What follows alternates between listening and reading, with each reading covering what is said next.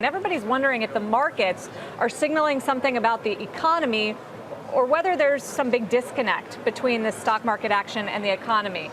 Factor in the latest data for us and tell us how you see it. Well, I think stock investors are anticipating slower growth ahead. And, that's not surprising. We had 4% plus growth in the spring, summer. So the slowdown is not, unanticipated. But I think stock investors are anticipating that. But more broadly, I think this is more what's going on in the stock market is the typical market correction. The market's down about, at worst, 10% from its peak. Given higher interest rates, given the trade war, given the slowing of growth, I think that's all should be expected. So I don't think it's signaling a dramatic weakening in the economy, but certainly a slowing. Jim, what about you? You see this having more of a lasting impact, or are you taking the opportunity to buy? I think we're doing both.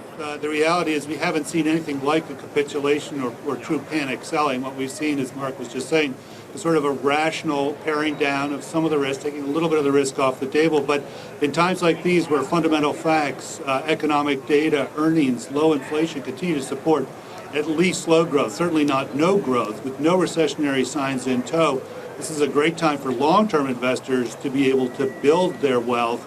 Even as for short-term traders, it's likely a time to want to stay hunkered down because it is just too opaque to see even a few weeks ahead. Where are you building that wealth for the long term? What sectors? Well, we are very strong believers in the healthcare sector overall, biotechnology inside of that sector, to be sure, medical equipment and systems, pharma. We think that low risk, high return is likely to attend that sector over any reasonable investment span of time. We also like battleship balance sheet, blue chip dividend payers, things that you'll find in a fund like Don Kilbride's Dividend Growth. We also like global mid, small cap value stocks, things that are less roiled by currency concerns and trade war issues.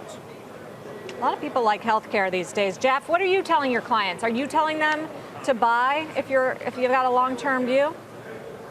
Yes, Sarah, we've been overweight equities for quite some time, actually since just after the presidential election.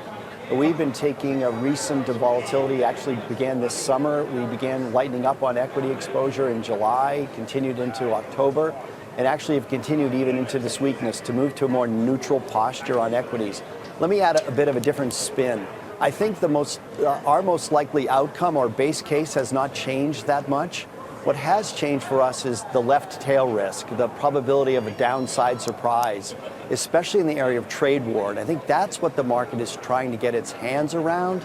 And I think that the change in leadership to me that we've seen, especially out of technology, and the PE contraction that we've seen, the move to value, are all very consistent with a market that's wrestling with what it should pay for forward earnings.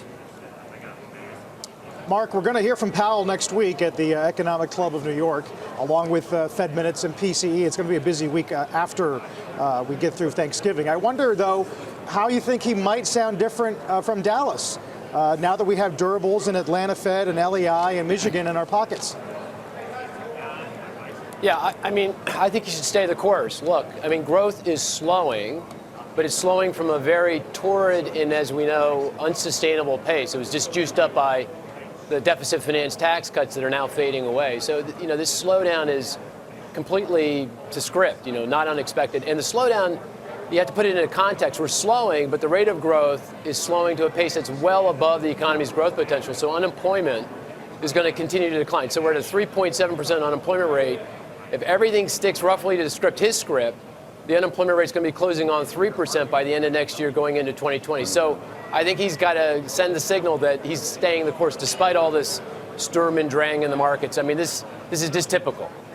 Yeah. So, Jeff, we can sit here and wring our hands and we can count the point losses and we can look at names in bear markets and correction. But you believe that in Powell's eye, this is exactly how it is supposed to go. Exactly. The Fed is raising interest rates to slow the growth rate in the economy so it doesn't overheat. So those parts of the economy and markets that are interest rate sensitive are going to get hurt by it by definition, and that's by design. So that's the housing market. We just heard the housing statistics. Higher mortgage rates are taking steam out of housing. That's by design. The stock market is taking it on the chin. That's by design. You raise interest rates, PEs come down, stock prices weaken. and it slows growth in the economy. This is exactly to script. This is exactly what they want.